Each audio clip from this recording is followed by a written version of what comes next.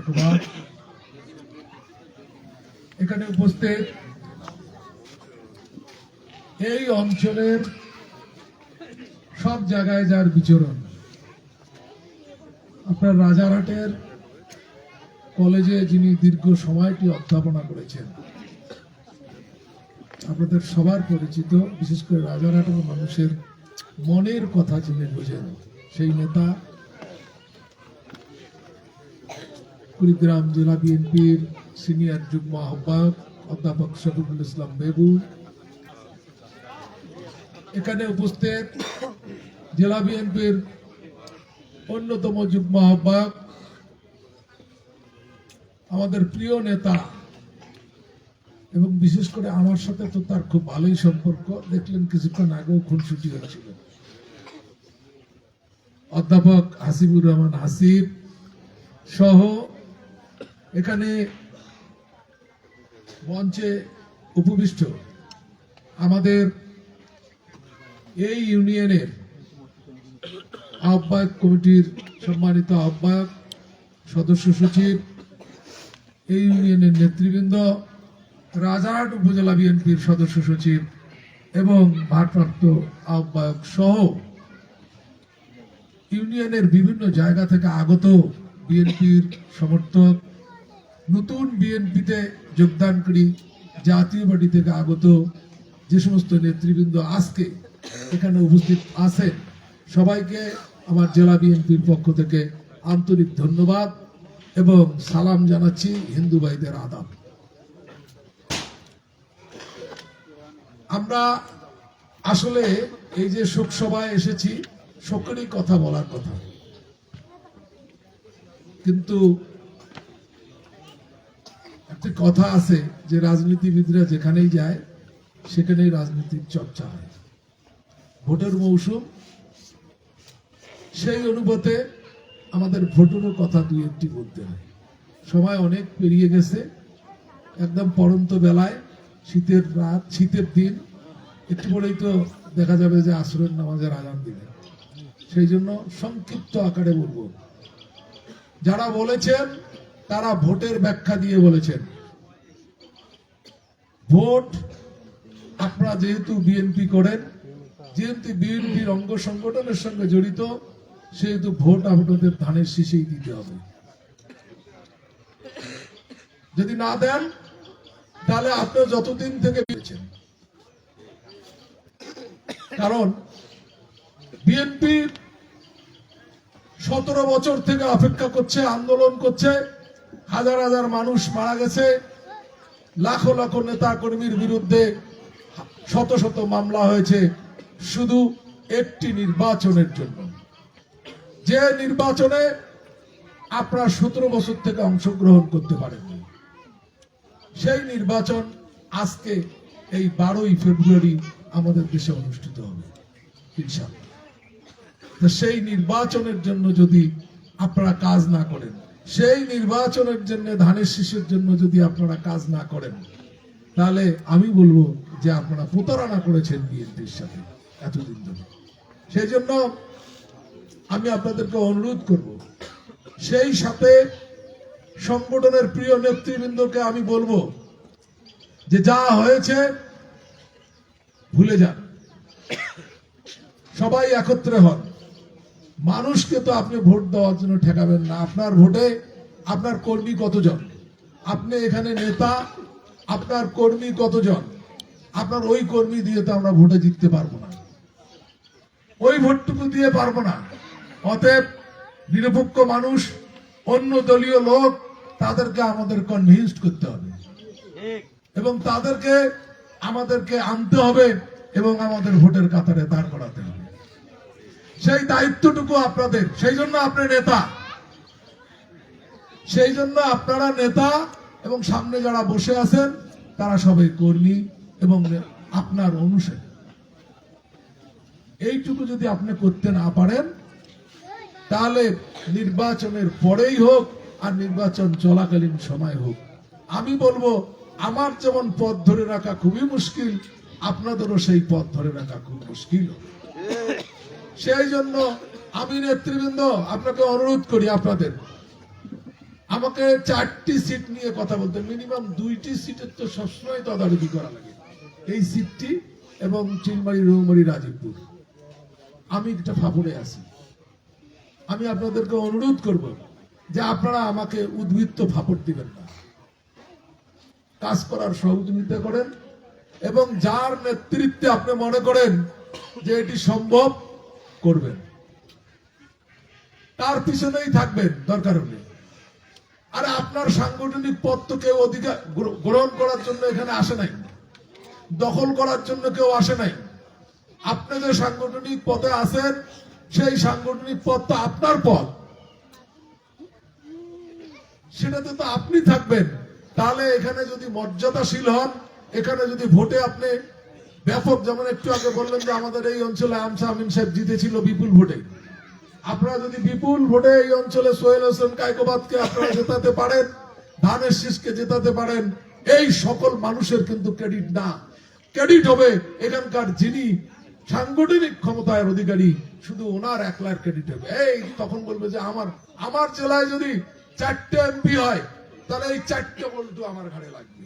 Vote দিয়ে কি আমাদের নির্বাচন পার হবে? তাহলে কিসের আমার কমিটি? তবে হ্যাঁ, কমিটি লাগবে, একটু শৃঙ্খলা রাখার জন্য কমিটি লাগে। আমরা চাই যে আপনারা যে কেন্দ্র কমিটিগুলো আছে, এখানে মন খারাপ করার কিছু নাই তো। কেন্দ্র কমিটি সবসময় কেন্দ্রের আশেপাশের লোকজন দিয়ে হয় না চেয়ারম্যান সাহেব? চেয়ারম্যান সাহেব, কেন্দ্রের আশেপাশের লোক দিয়ে কেন্দ্র কমিটি হয় না? এটাই স্বাভাবিক। এটা ইউনিয়ন পরিষদের ভোটের বেলাও, উপজেলার ভোটের বেলাও এবং এমপি ভোটের বেলাও। সেক্ষেত্রে ওই কেন্দ্রটার আশেপাশের লোকজন, ওই কেন্দ্রে যারা ভোট দেয় তাদের মাধ্যমে একটি কেন্দ্রীয় কমিটি আপনাদেরকে গঠন করতে হবে।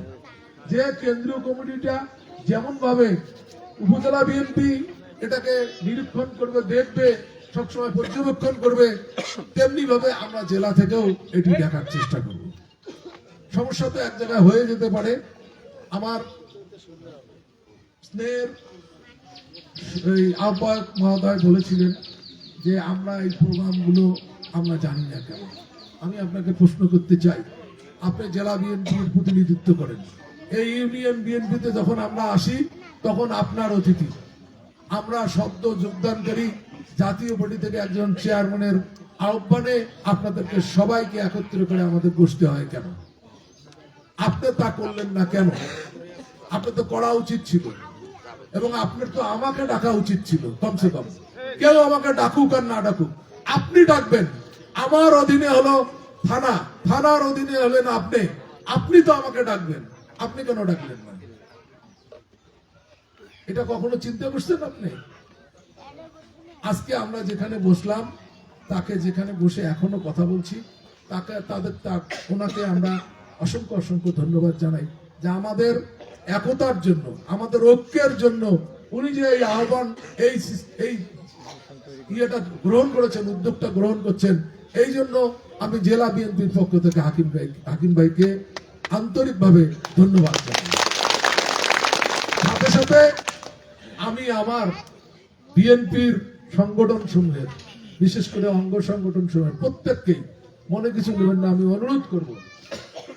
অনুরোধ করছি আমার শ্রেষ্ঠ জায়গা থেকে, আমার সব থেকে জেলার বড় জায়গা থেকে আমি আপনাদেরকে অনুরোধ করছি, আপনারা আর বিভেদ কেউ করিয়েন না, সবাই একত্রে হন। একত্রে না হলে কোনোদিনই এর সুফল আমরা পাবো না। যত বলি, যেখানে যাই বলে ভাই ওই দিকের কথা চিন্তা করিয়েন না, ওইদিকে একদম সলিড। কেমন সলিড? পরে যে টিম আমার আছে, গোপন টিম, সেই টিম যখন পর্যবেক্ষণ করে আমাকে বলে যে ভাই ওখানে আমরা 12টা বাড়িতে গেছিলাম, 12টা বাড়ির একটা মাত্র বাড়িতে ভোট চাইছি।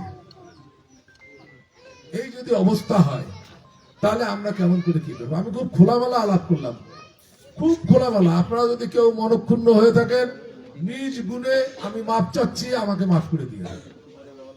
তবুও এই নির্বাচনে কেউ নিরপেক্ষ এবং কেউ মনের কষ্ট নিয়ে পাশে মুখ ফিরিয়ে থাকার কোনো দরকার নাই।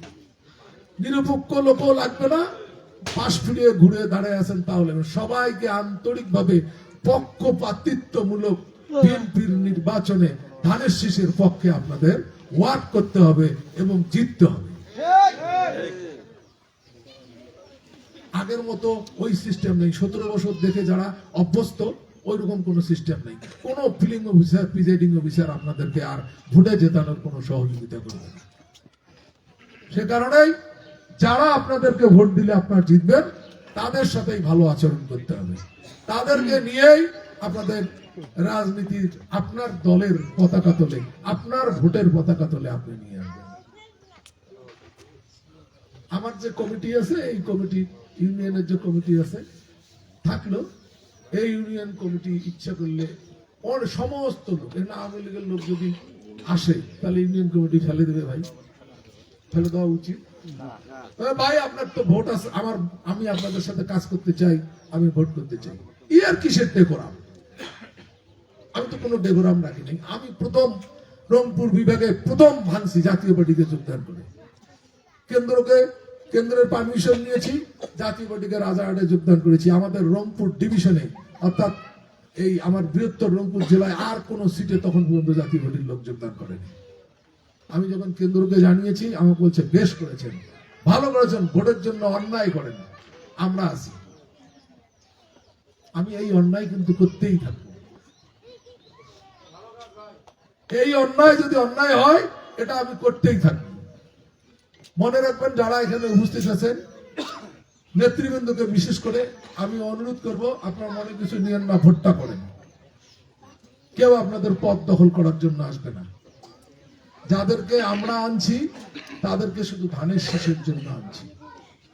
তারা বিভিন্ন সরকারের সময় নির্যাতিত, নিপীড়িত কিংবা কোনোভাবে তাদের উপর নাখোশ, তারা আমাদের দলে আসতেছে আপনাদের পদ দখল করার জন্য। কেউ কেউ ইকুয়েশন মিলায় যে আজকে আমি যদি যাই তাহলে আমার যে স্বতন্ত্র একটা চরিত্র, সেটার একটি নাকি খর্ব। কিসে খর্ব হবে? আমি যখন আমার একটা লোকজন আছে, একটা বলয় আছে, যারা অমুককে পছন্দ করে না, তাহলে তারা আমাকে প্রশ্নের যদি সম্মুখীন করে যে আপনি ওখানে গেলেন কেন? এই সমস্ত ধারা, এই সমস্ত চর্চা থেকে বের হয়ে আসেন, এখনো সময় আছে। অন্যথায় আমি আজকে জেলা বিএনপির আহ্বায়ক হিসেবে আপনাদের এখানে ঘোষণা করে যাচ্ছি, আবারও যদি একই অবস্থা থাকে, তা মিনিমাম 10 টাকারও আপনারা ফর্ম পাবেন না। যা সে সমস্ত নেতৃবৃন্দের এইরকম আচরণ থাকে। আমি খুব বড় কথা বলে ফেলেছি, ক্ষমা চাই। সবাই ফিরে আসেন, সবাই একসাথে কাজ করি। আমাদের মানুষকে বুঝানোর দরকার, সবাই একসাথে বুঝাই এবং ধানের শীষকে আমরা জয়লাভ করাই। আমাদের নিজের প্রতিনিধি আপনারা সবাই বলেন যে আমাদের থেকে সোহেল ভালো, তাহলে সোহেল ভালো যদি হয়, তাহলে সোহেলকে তো নির্বাচিত করার আপনাদের দায়িত্ব। সেই দায়িত্বই কোনো অবহেলা হবে। সেই জন্য আমি অনুরোধ করছি যে যেনারা এখনো মনক্ষুণ্ণ হয়েছেন কিংবা একজন আর একজনের ব্যাপারে কোনো দ্বিমত আছে, সবাই একত্রে হন। একত্রে হয়ে আমাদের এই ভোটটা আপনারা পাড়ি দেন। তা না হলে এই ভোটের পরেও কিন্তু এই জেলা কমিটি থাকবে, সেটাও আমি আপনাদেরকে বললাম। আমরা বসে বসে প্রত্যেককে পর্যবেক্ষণ করছি এবং আমরা তার নোট রাখছি। কারণ আমার এত বছরের পরে, এত সংগ্রামের পরে এই ভোটে যদি আপনারা কোনো কাজে না লাগেন, দল আপনাকে বোঝা মনে করে, আপনাকে কেন বহন করবে? অনুরোধ থাকলো, আসেন সবাই মিলে ভোটটা করি। সবাইকে ধন্যবাদ এবং জেলা বিএনপি থেকে আজকের এই আয়োজনকারীর জন্য অসংখ্য অসংখ্য ধন্যবাদ জানিয়ে আমি আমার বক্তব্য এখানেই শেষ করছি। খোদা হাফেজ। বাংলাদেশ জিন্দাবাদ, বাংলাদেশ জাতীয়তাবাদী দল জিন্দাবাদ, তারুণ্যের অহংকার তারেক রহমান জিন্দাবাদ।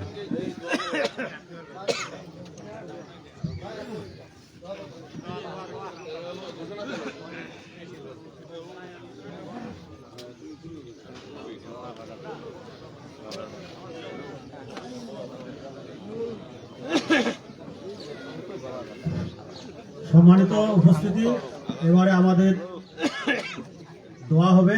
দোয়া করবেন সরকার কেন্দ্রীয় জামে মসজিদের পেশ ইমাম জাহিরুল ইসলাম, মৌলানা জাহিরুল ইসলাম। আমরা সকলেই দরুদ শরীফ পড়ি।